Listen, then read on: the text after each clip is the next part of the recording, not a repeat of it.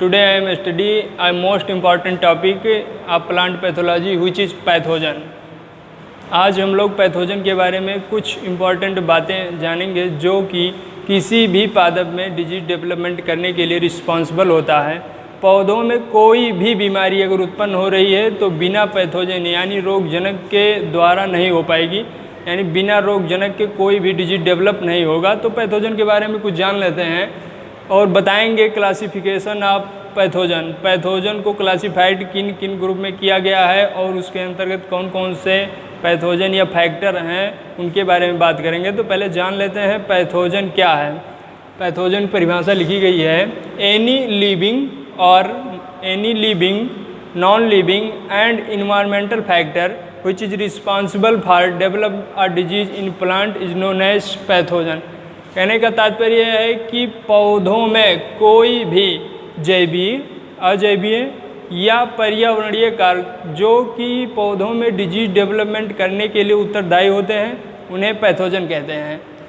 Pathogen are classified mainly in 3 group or category which is given here that classification of pathogen.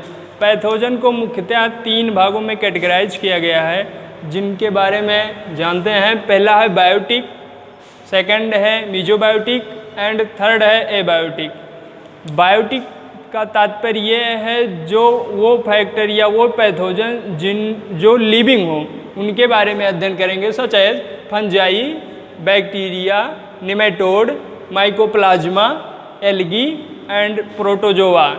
These are most important biotic pathogen which is responsible for disease development in biotic factor। And next mesobiotic। Mesobiotic means that factor which is living and non living।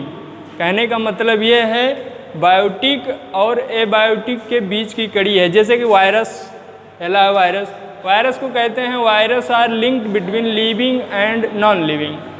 कहने का तात्पर्य ये कि virus सजीवों एवं निर्जीवों के बीच की कड़ी है, क्योंकि अगर वायरस को क्रिस्टल फॉर्म में रखा जाए तो ये सदियों तक पड़ा रहता है और जब तक ये कोई सूटेबल होस्ट यानी लिविंग होस्ट नहीं पाएगा तो ये डिजीज डेवलपमेंट नहीं करेगा।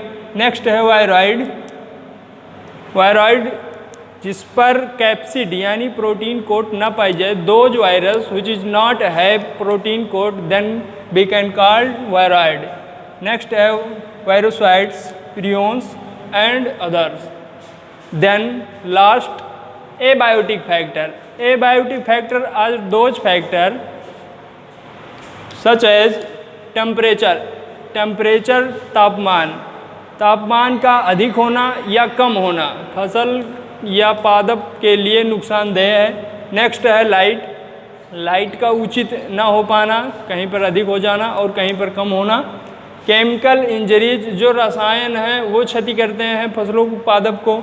नेक्स्ट है सॉयल कंडीशन। सॉयल का स्थिति कैसी है, बलुई, दोमट वगैरह, वाटर लॉक्ड सॉयल है, डिजर्ट सॉयल है, ये है। और इम्प्रॉपर कल्टीवेशन एक्टिविटी।